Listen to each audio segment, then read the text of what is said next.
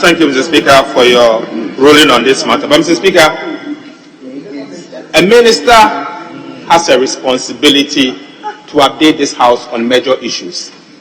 Mr. Speaker, the minister before us, the minister responsible for education, we know that he knows his sector. Mr. Speaker, give him the opportunity to explain to us as to whether 540,000 final year students and the invigilators were fed or not. Mr. Speaker, I'm sure the minister will not run away from it unless he doesn't want to answer the question. So, Mr. Speaker, it is only right that you give the minister an opportunity for him to say that give me more time, so that in future we will know that he's not probably on top of issues at that ministry. Mr. Speaker, give him that opportunity so that he will be here, and then he will be the one to inform us that he is not in a position to answer it or not. So, Mr. Speaker, the question I urge you, Mr. Speaker, to consider, and Mr. Speaker, give him an opportunity for him to say, I'm not ready or I'm ready. Then we can hold him. Honorable Leader, I will always give the minister the opportunity to respond to questions that he has prepared. So, for me, I wouldn't push the minister to answer. It's only when he is prepared. If the minister, if you are prepared, fine. If you are not prepared, I'll give you the opportunity to come back. Minister, I'm saying if you are prepared, I'll give you the opportunity. If you are not prepared, I'll ask them to ask separate questions, specific questions. Mr. Speaker, the answer is the same. We did not contract any vendor to provide hot meals to students going to our schools. Opoko are a student, they go and contract somebody to provide them hot meals. We did not contract anybody. Very well. Yes, Leader. Speaker, we will not litigate on this matter. I am happy the minister has responded. We're just trying to catch your attention. Speaker, if you read the question, and it's clear, the question is seeking to know. The question says, to ask the Minister for Education the list of contractors who provided hot meals, and it goes on and on and on. That is the thrust of the question. So, Leader, when you said that the Minister should be given the opportunity to explain himself, in fact, he has answered in a very intelligent manner. He gave you the answer. And I think that should limit it. So, your follow-up should follow the thrust of the substantive question. Honorable members, let's move on. I mean, okay, I'll come to you. Mr. Speaker, I'm very grateful, and I do agree that if he has not contracted anybody to provide food, he can't force himself to get us a list. But I want to find out from the minister whether or not, or if he can confirm to us that 540,000 final year students were fed with hot meals by a state agency. Thank you. Yes, Minister, if you. Mr. Speaker, maybe to just get members to understand the point I'm making. The students of St. Augustine's during WASI are fed by the school. How do you go and contract an organization to come and feed students who are already, if they are day students, they are provided hot meals by the school? If they are boarders, they get breakfast, lunch and supper from the school. So how do you go and contract other people to come to the school and feed the students? That's the point I'm trying to make here, that we do not contract.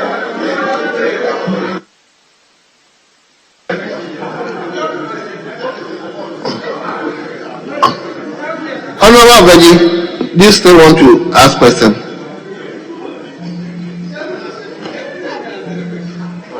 Thank you, Mr. Speaker. Mr. Speaker, I think that the Honorable Minister being very technical, he answered the question technically. But the students who were provided with the hot meal, can the minister be kind to tell us how much it costs to provide these students this? Honourable member, if the minister is even denying providing, how can the president? No, Mr. Speaker, he confirmed that the students were provided with hot meals from the school, not from outside contractor. He confirmed that one. So I want to know the cost. And you think the minister can just sit here, provide the cost? Anyway, leader, don't worry. I'll protect the minister. If the minister is minded to answer the question, fine. You are minded to answer the question, fine. So honourable member, if you want the minister to come and answer that specific question, bring the minister to the house on that, please. Honourable Yusuf, I have not called you. You've not caught my eye. Yes, Honourable Andrew Sora. Thank you, Mr. Speaker. Mr. Speaker, I think you should also be protecting members when ministers are dodging their questions. The honourable minister, I mean, the answer we want from you is either yes or no. Are you aware students were fed? And by which agency? It's a simple question that demands a yes or no answer. Mr. Speaker, that is just what we need from the minister. Yes, no. That's just what we want from the minister. Minister, he has already answered no. He has said no. Other members, return to question 192. Yes, leader. Mr. Speaker, on the 17th of August 2020, the President Nana Addo Dankwa Akufo-Addo, said final year students and staff will receive one hot meal from 24th August to 18th September 2020. And further said that all 584,000 final year junior high school students and 146,000 staff in both public and private schools will be given one hot meal a day as part of the effort to mitigate the impact of the COVID-19 pandemic. Mr. Speaker, my question is, as a minister responsible for education, are you, one, aware of this directive of the president? And two, if so, how was this executed? Thank you, Mr. Speaker. Speaker, that's a very interesting quotation from my respected leader. We are in this house, we go by records, incredible records. I saw my respected leader reading from his phone.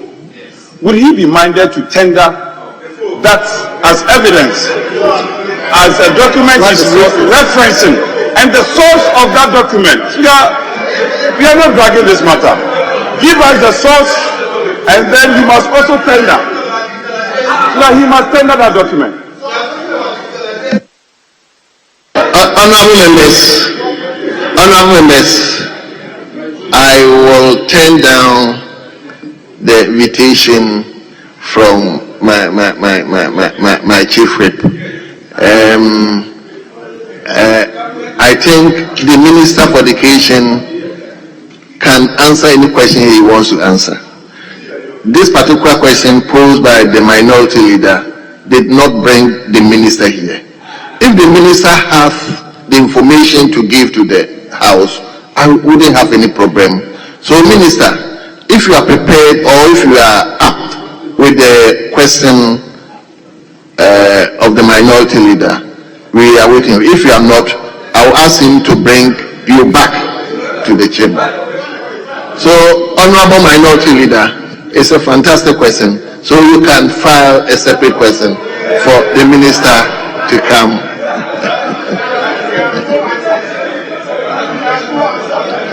So, honorable members, return to question 192.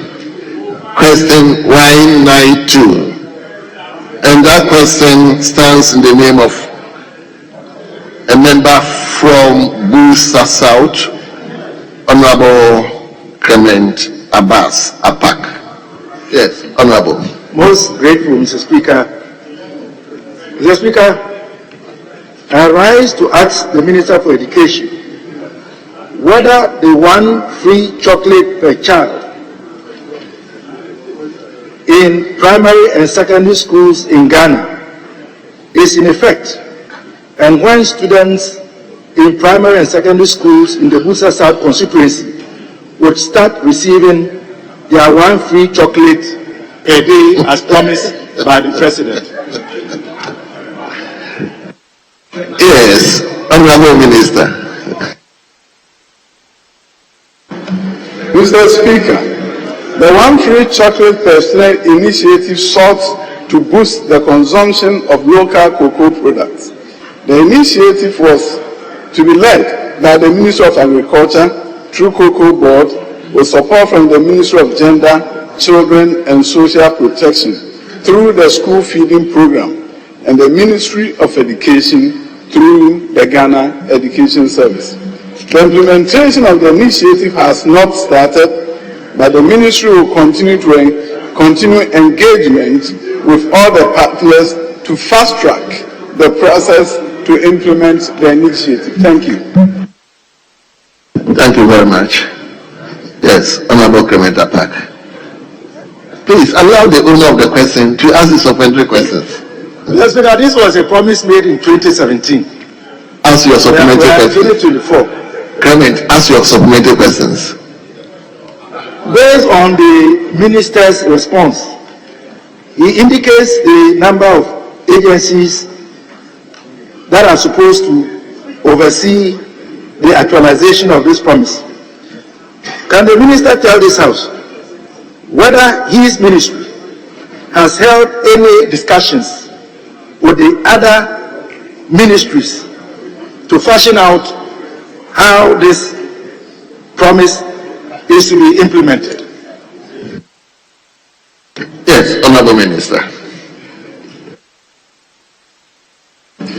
Mr. Speaker, as you could see from the description I gave, we are the receiving end of what is a great policy.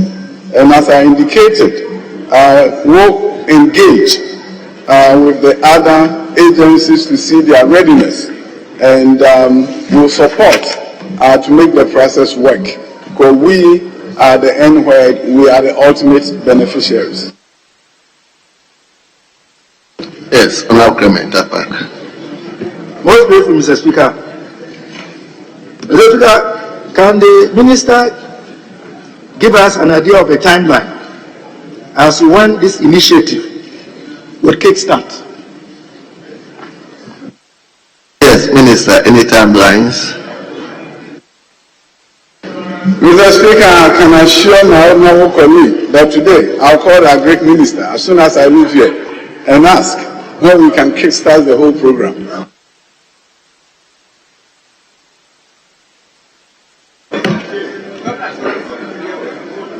Yes, Clement.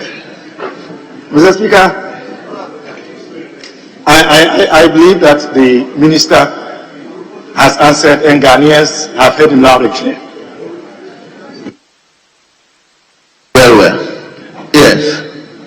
Honorable Mr. Speaker, I'm grateful. member for his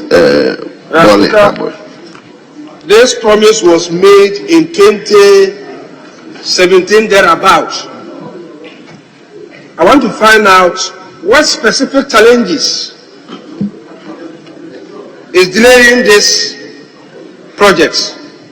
What are the challenges delaying the implementation of a promise made by the President that school-going children will be given a chocolate egg?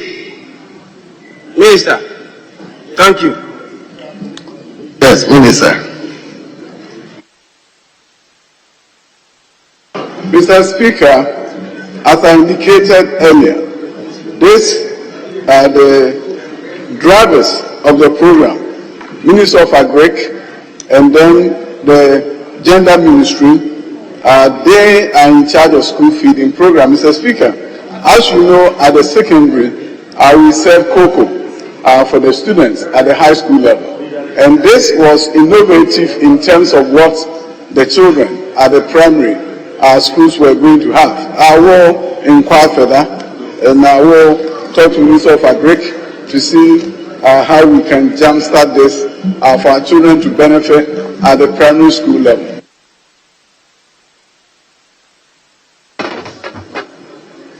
Yes, Honorable Forson. Thank you, Mr. Speaker. Mr. Speaker, is the minister aware that this House approved a loan facility from the Africa Development Bank and a component $600 million loan facility from the Africa Development Bank, and a component of that loan was for the government to purchase free cocoa per student initiative and to support that program. Can the minister confirm that after the loan has been drawn down, the government has decided not to implement this program according to his answer? So, Speaker, this is a serious matter. This is a serious matter, Speaker. It's a serious matter because, as I said, the loan was approved by this House. And I'm aware that the loan has been drawn down. And the minister is telling us that subsequently, the implementation of the initiative is yet to start. So, Speaker, after the loan has been approved and the loan has been drawn down, can the minister confirm, say, that after the loan has been drawn down, they have deferred the implementation of the program? Thank you, Mr. Speaker. Yes, Honorable Minister. Speaker, with respect to my leader, Speaker, again, we are working within the provisions of our standing orders. Speaker, read the question. The thrust of the question does not reference any loan agreement. Speaker, the minority leader should be fair to the minister. He should rather file a substantive question which is referring to a loan supposedly contracted by this House. Speaker, he's not being fair to the minister. The man on the spur of the moment, he's not a walking encyclopedia. He is not. So, Speaker, you should rule, with respect, rule minority leader out. You should file a substantive question. Honorable Minority Leader, I think I've said this over and over again, and I believe all of you understand what I say. You don't bring a minister here with the hope that is coming to answer specific questions, and you go and bombard me another thing. This one is even going to the extent of loans. The minister ought to know much about some of these things before he answers the question. Not that I'm overprotecting him, but let's be guided. So, Honorable Leader, like I said, if you have a question specifically for the minister to answer with respect to this, just file a question. It will be admitted. Then the minister will come to answer. That one, he has no way to say no, and therefore your question is not admitted. I wouldn't admit your question for the minister to answer. Mr. Speaker, thank you very much. Mr. Speaker, this initiative was supposed to be financed from a loan. The loan was approved by this House. The loan has been drawn down. But today we are hearing from the minister that the implementation of the initiative has been deferred. That's what Mr. Speaker. Honorable Leader, so, Mr. Speaker, I'm guided. Yes. This matter, Mr. Speaker, I'm guided. But this matter, we'll revisit this matter. No but problem. We have to know where the money is. No problem. No problem. Yes, Honorable Deputy Minority Leader.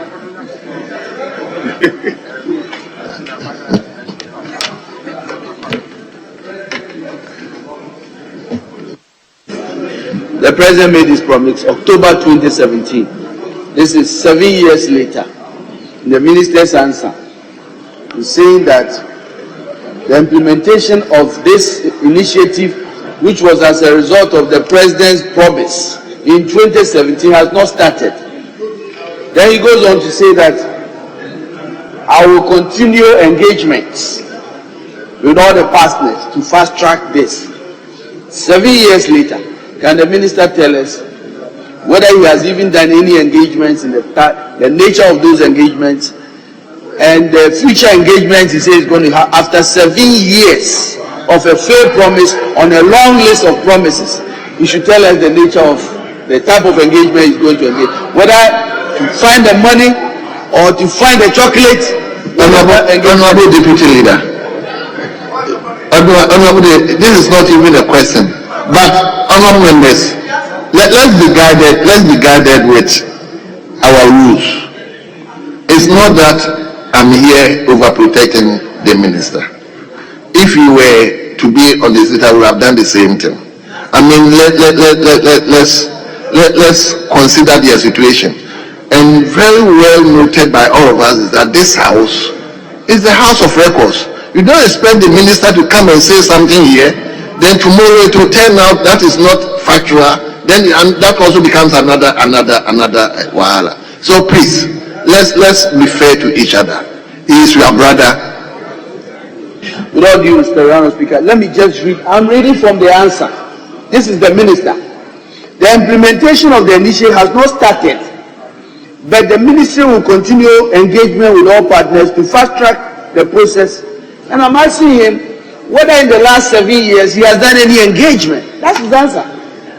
If there has been engagement, what has been the nature of those engagements? To find money, to find the chocolate? Should tell us. Honorable Minister, wants to know the type of engagement you've done. Yes.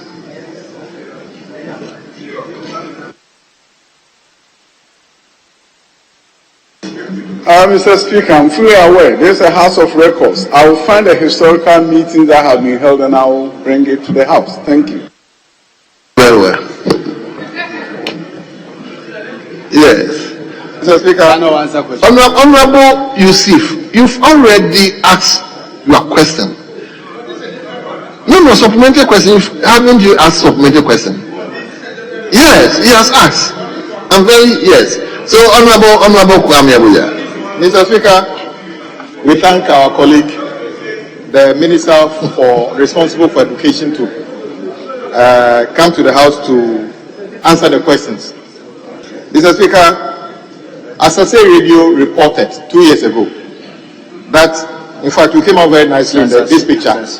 You signed a memorandum with Mitch Cocoa 2 years ago to provide the chocolate to the students.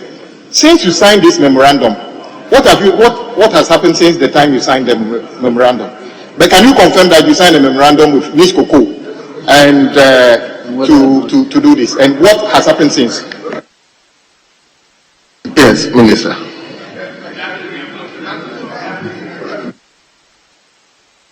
Mr. Speaker, in my part of my earlier responses, I made it clear high school students drink cocoa.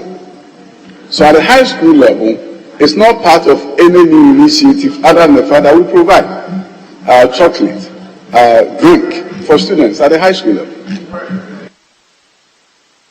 Speaker, with all due respect, I'm saying you signed a memorandum with Mitch Cocoa regarding the president's directive. And you are now saying that you are yet to implement it. We are asking you, since you signed the memorandum of understanding with Mitch Cocoa, what has happened since then with the memorandum you signed with Mitch Cocoa? Honorable Kwame, I thought he said he's engaging. So probably Mitch Cocoa is one of the partners that is engaging. Mr. Speaker, if students of Adaklu Senior High School are drinking cocoa this morning, it has nothing to do with Mitch Cocoa. It has nothing to do with the memorandum signed by the minister. He signed a specific agreement with Mitch Cocoa. We are asking you, what has happened to that agreement since you signed it? And Mr. Speaker, he came out very nicely in the picture when he was signing it. Very nice picture. Honorable Kwame. Yes, leader. Speaker, my friend, I know means well. However, you should read the question, the substance of the question. It's not about an agreement signed. The question is about the provision of hot chocolate drink. It is not about an agreement. And Speaker, what he should do, what my colleague should do, is to, and he knows that, he should file a substantive question, since he wants to know whether an agreement was signed or not by the minister. He should rather file a question, and that will be a substantive question. Very well. Very well. Haven't you asked supplementary question? Okay, I'm taking the last one from you. Mr. Speaker, I'm grateful. No. Mr. Speaker, questions are part of our oversight responsibility as members of Parliament.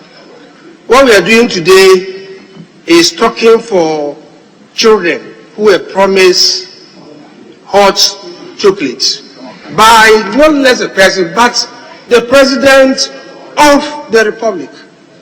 Mr. Speaker, on the 6th of March, we'll be going for 6th March. How will the minister feel looking into the faces of the children on 6th March day when this promise has not been fulfilled? Answer me. Honorable member, the question is not admitted.